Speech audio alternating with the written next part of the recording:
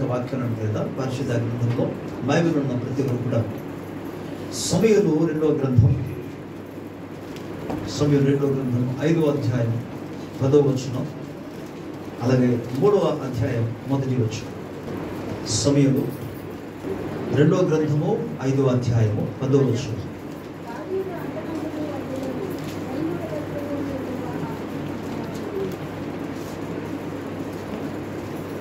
మూడో అధ్యాయం 1వ వచనం.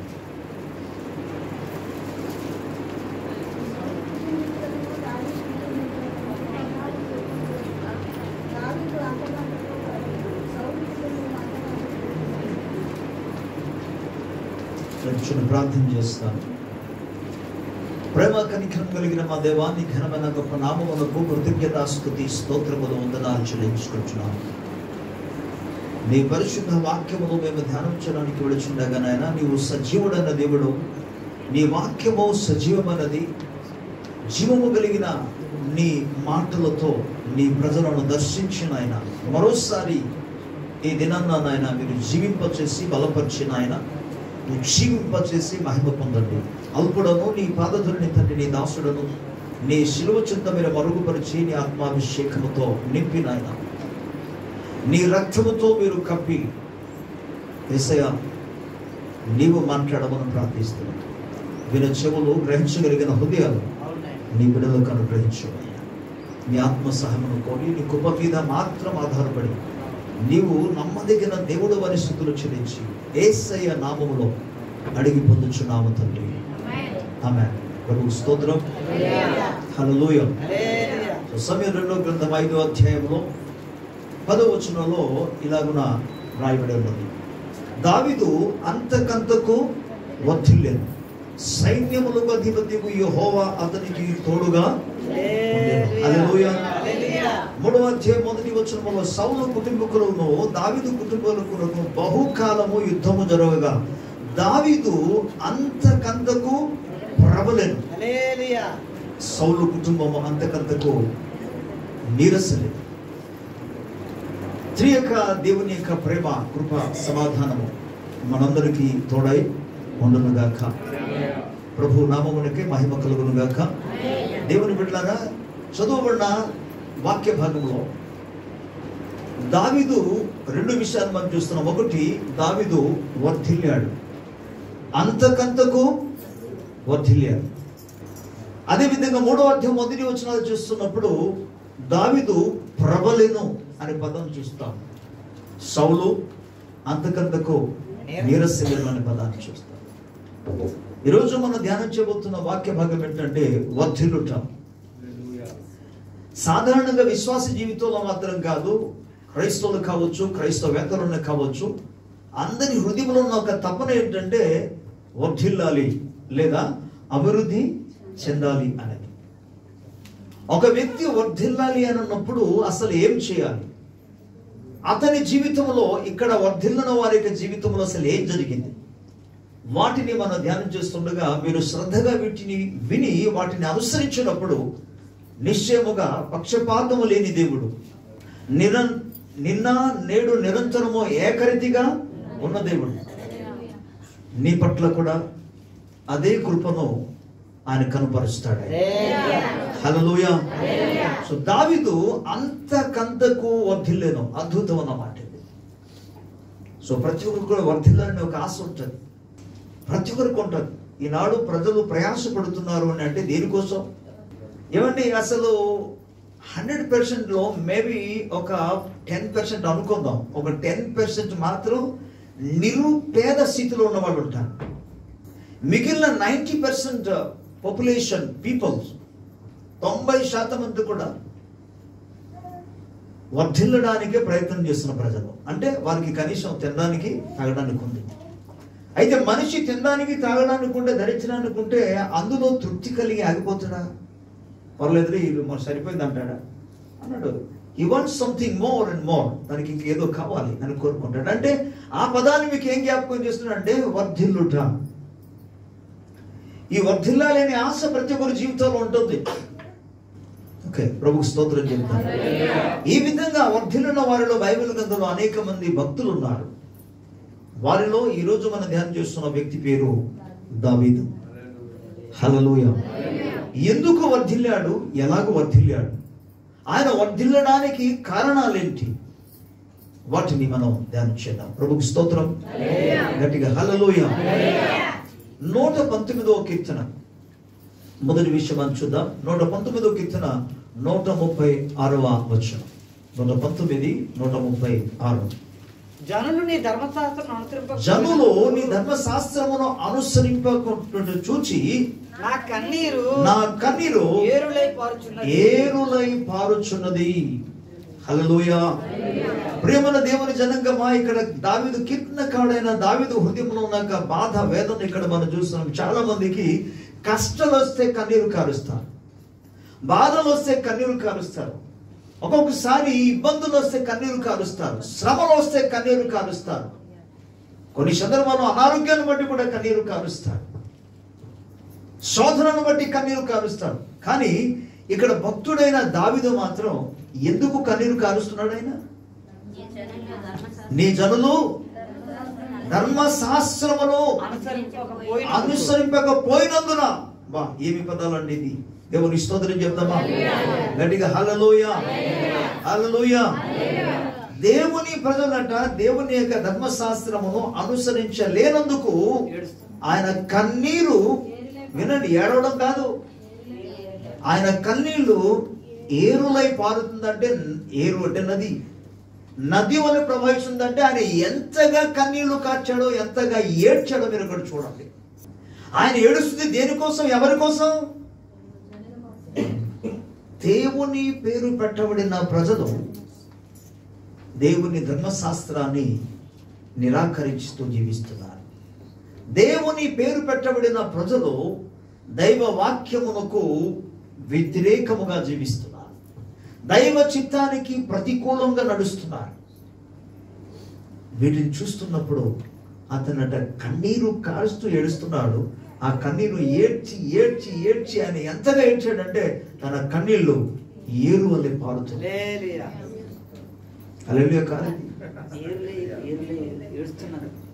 ఏడుస్తున్నందుకు, ఆయన ఏడుస్తున్నందుకు సంతోషించడం కాదు, మన జీవితాల గురించి మనం ఆలోచన చేయాలి. ఆయన బట్టి దేవునికి స్తోత్రం, మరి నిన్ను బట్టి, దావీదును బట్టి నిజంగా దేవునికి స్తోత్రం కలుగునుగాక. అంటే ధర్మశాస్త్రమును కూర్చిన ఆశ అనేది ఎవరు కలిగి ఉన్నాడు? ధర్మశాస్త్రమును అసలు నెరవేర్చాలనేది ఎవరు కోరుకున్నారు? మొదటి విషయం ఏంటంటే దేవుడు కోరుకున్నాడు.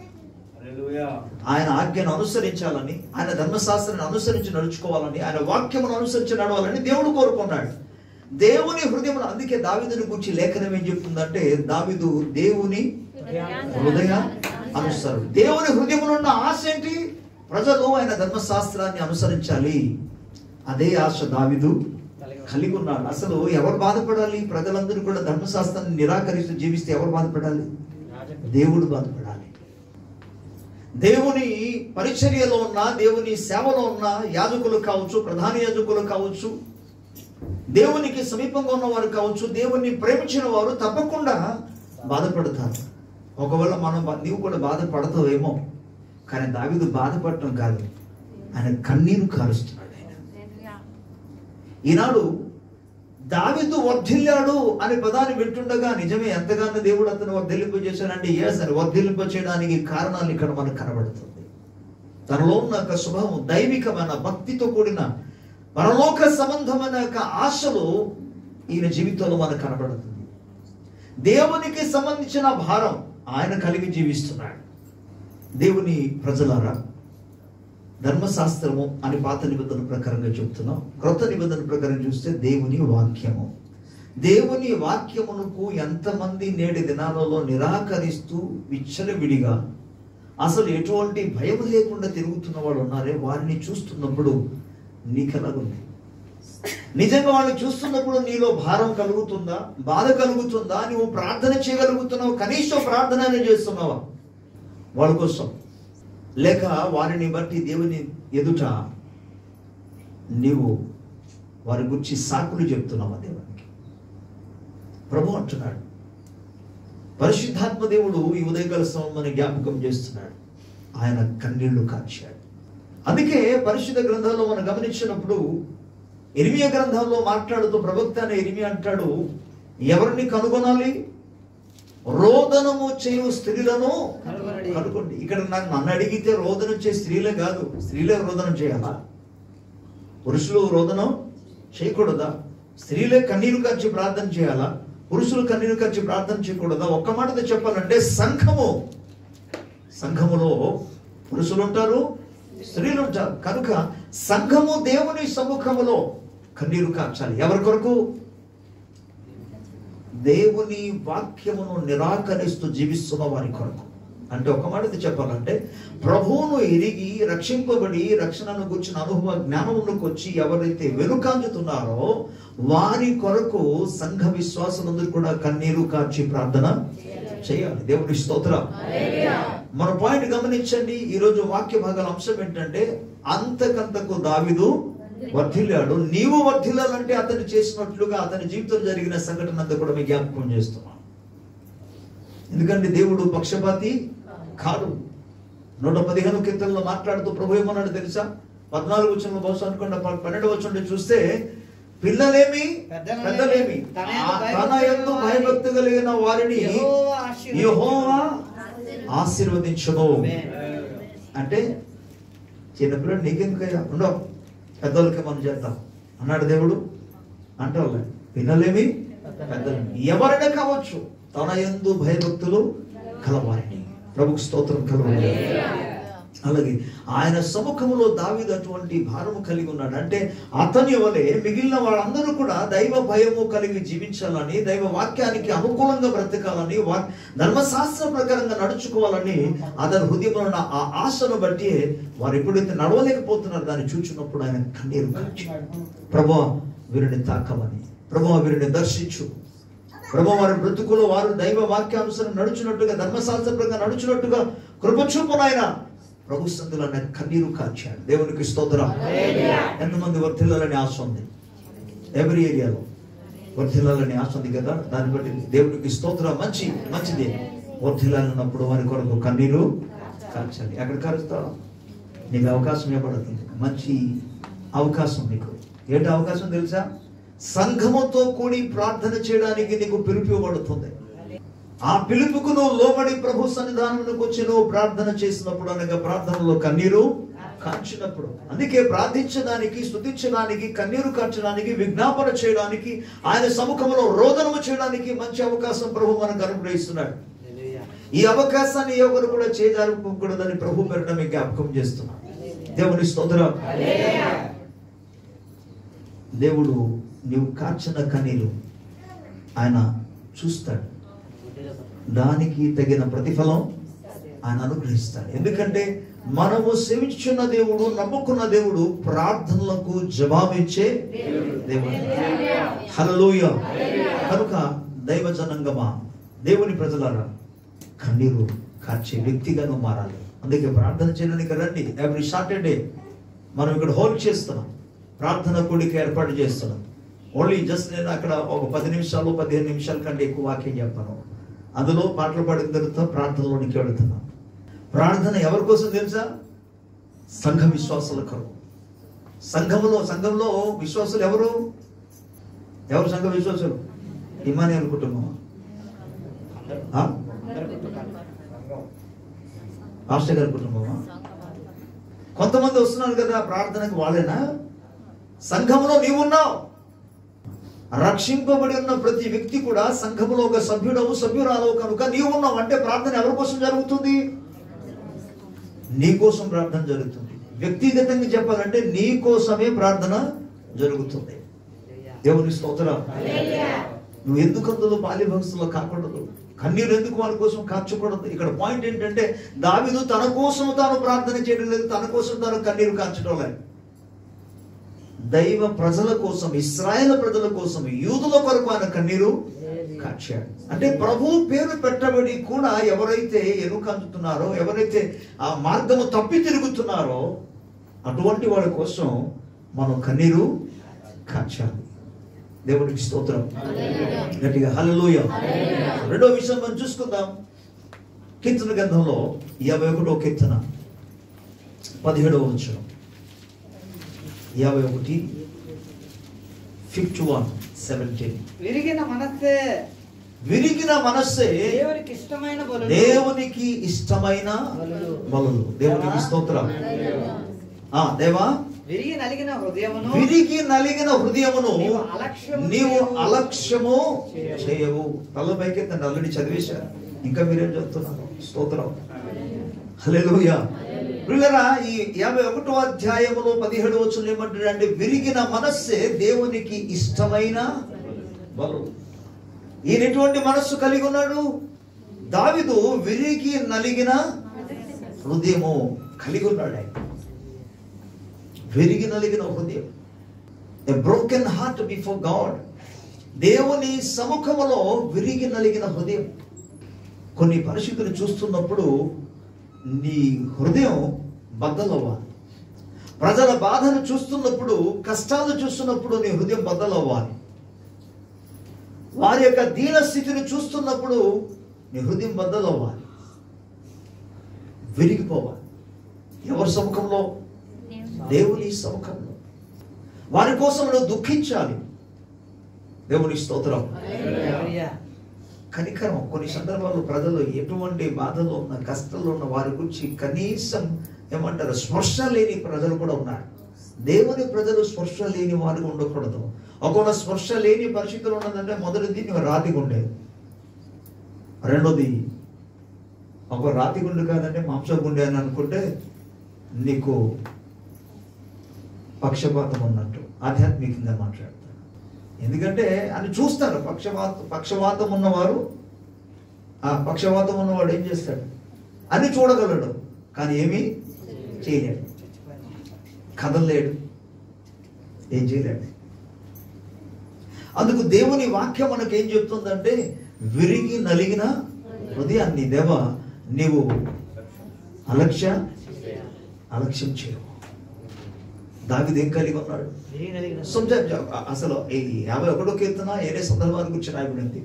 అతడు దేవునికి వ్యతిరేకంగా పాపం చేశాడు. దైవ సేవకుడు, దైవజనుడు ప్రవక్త ద్వారా అతనికి దేవుడే హెచ్చరింప చేయగా, ఆ హెచ్చరికకు ఆయన మారు మనసు పొందాడు. పశ్చాత్తాపంతో కన్నీరు కార్చి హృదయం పగిలి దేవుని దగ్గర ఏడిచాడు.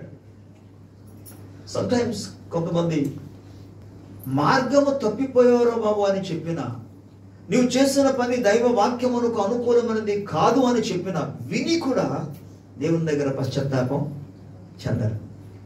పశ్చాత్తాపం వచ్చింది ఎందుకంటే తనకు ఒక రహస్యం తెలిసిపోయింది. దేవుడు దేనికి లక్ష్య పెడుతున్నాడు, ఏం చేస్తే దేవుడు వెంటనే యాక్షన్ తీసుకుంటాడు, ప్రతిస్పందిస్తాడు. అది తెలిసిపోయింది దీనికి రహస్యం.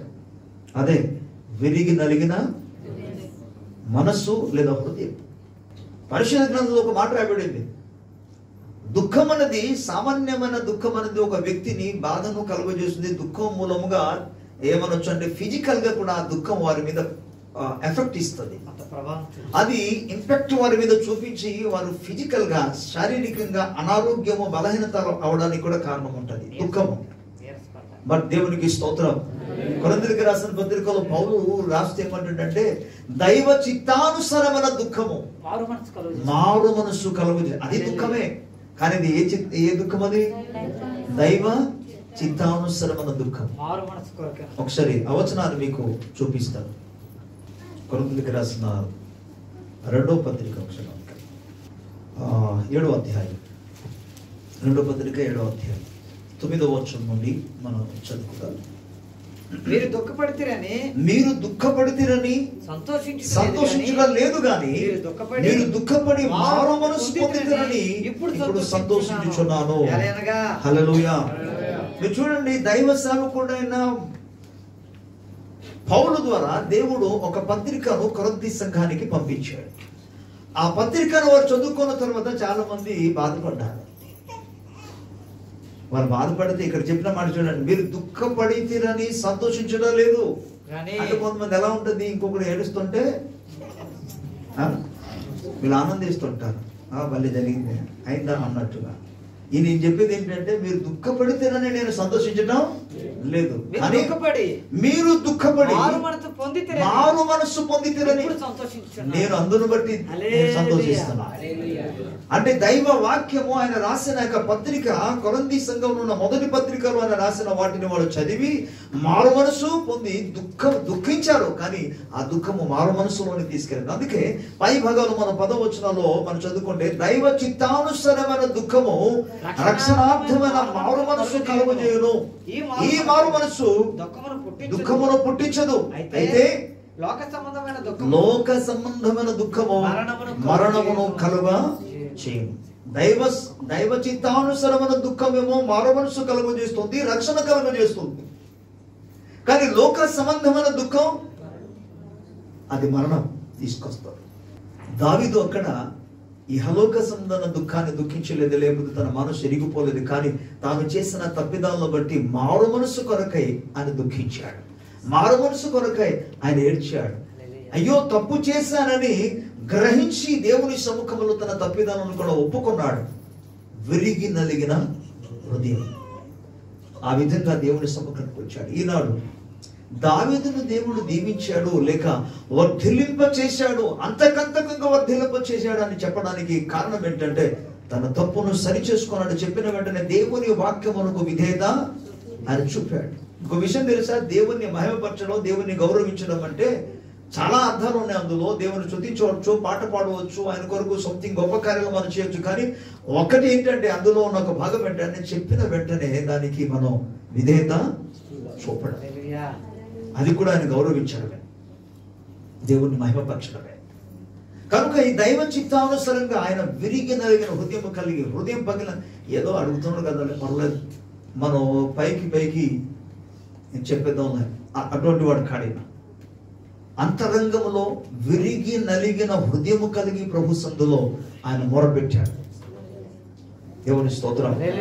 నీ జీవితంలో ఎన్నడైనా సరే, ఎప్పుడైనా సరే, ఎక్కడైనా సరే తప్పిదాలు జరిగినప్పుడు దేవుని వాక్యము నీతో మాట్లాడుచుండగా, అనగా యేసయ్యే నీతో మాట్లాడుతున్నప్పుడు మారు మనసు పొందడానికి, కన్నీరు కార్చడానికి, విరిగి నలిగిన హృదయముతో పశ్చాత్తాపం చెందడానికి ఏమాత్రం కూడా ఎరుకాంచొద్దు.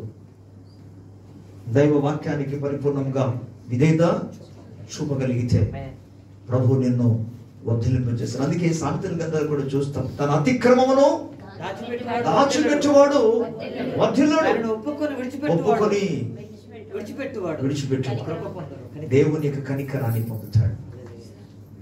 ప్రభు స్తోత్రం కలుగును. గట్టిగా హల్లెలూయా, హల్లెలూయా. ఇంకా ప్రభు వాక్యంలో 26వ కీర్తన, 26వ కీర్తన మొదటి వచనం, యెహోవా నేను యథార్థవంతుడినే ప్రవర్తించుచున్నాను, నాకు తీర్పు తీర్చుము, ఏమీ సందేహపడకుండా యెహోవా యందు నేను నమ్మిక ఉంచుచున్నాను. చాలు, దేవుని స్తోత్రం. గట్టిగా హల్లెలూయా. యెహోవా నేను యథార్థవంతుడనై ప్రవర్తించుచున్నాను, నాకు తీర్పు తీర్చుము, ఏమీ సందేహింపకుండా యెహోవా యందు నేను నమ్మిక ఉంచుచున్నాను. యథార్థమైన హృదయం కలిగిన వాడిన దావీదులో యథార్థత ఉంది. కింద భాగంలో ఒక మాట చెప్పాడు చూడండి, ఏమీ సందేహింపకుండా యెహోవా యందు నేను నమ్మిక ఉంచుచున్నాను.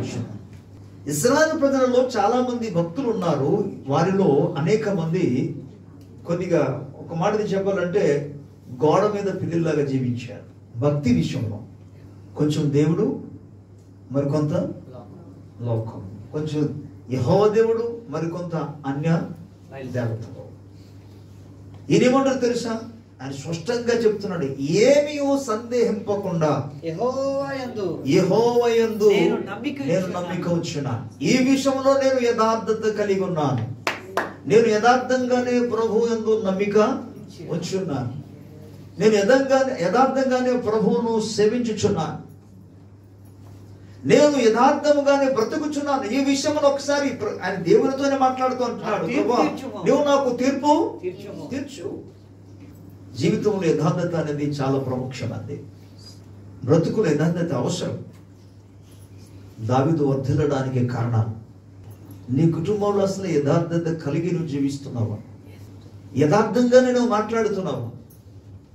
చాలా మంది యథార్థత అనే వెంటనే ఒక కోణంలో అర్థం చేసుకున్నారు. ఏంటో కోణం చెప్పనా? చూడాలి ప్రభుకు ఒకసారి స్తోత్రం చెప్తాము. హల్లెలూయా. యథార్థత అన్న వెంటనే ఒక్కటే అర్థమైంది అందరికి. ఏంటి అర్థమైందంటే ముఖం మీద యథార్థంగా చెప్పేస్తానండి, అది ఒకటేనా? ఎవరికైనా ముఖం మీద చెప్పేస్తానంటే అది వాళ్ళేమనుకుంటా అంటే నేను ఒక్కడే యథార్థత కలిగి అది కాదురా బాబా, ఒక్కటే కాదు, చాలా కోణాలు ఉన్నాయి యథార్థత అనేది. ఇంటిగ్రిటీ అనే పదాన్ని వాడాడు. అసలు నిజాయితీ కలిగి ఉండాలి, యథార్థత కలిగి ఉండాలి, నీ ప్రేమ యథార్థతగా ఉండాలి, దైవ కార్యాలు యథార్థంగా ఉండాలి, నీ క్రియలు యథార్థతగా ఉండాలి. దేవుని స్తోత్రం. దావీదు అన్ని ఏరియాలో మీరు దావీదు జీవితాన్ని పరిశీలన చేస్తే, నేను ఆశ్వర్య పాలనలో ఉన్నప్పుడు అప్పుడు పాస్టర్గా చేసేటప్పుడు దావీదు జీవితాన్ని గురించి 2 విషయాలు రాశాను. లైఫ్ ఆఫ్ డేవిడ్ అని, the history of David or the life of David అని, ఆ దావీదు యొక్క జీవితం లేదా దావీదు యొక్క చరిత్ర అని 2 వారాలు ఆయన గురించి వాక్య ధ్యానాన్ని ప్రకటించాను. అతని జీవితం అంతా కూడా పూర్తిగా స్టడీ చేసి ఇందులో ఆయన జీవితాన్ని గమనించినప్పుడు దావీదు యథార్థత కలిగి ఉన్నాడు. ఎంత యథార్థత కలిగిన వాడు.